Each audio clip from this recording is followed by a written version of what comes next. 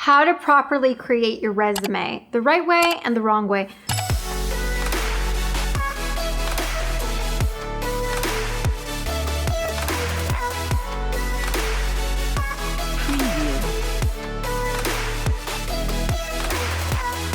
The wrong way to create your resume would to be having everything looking like a paragraph or not neat. You want your resumes to look very neat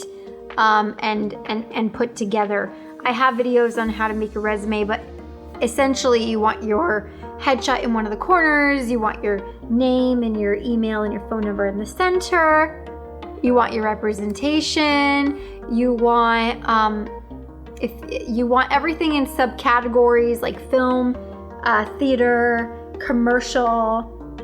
special skills, education, and then under that, then you could put, what role you played, what show it is, then what role you played, and who the director was or what production company. So an example of that would be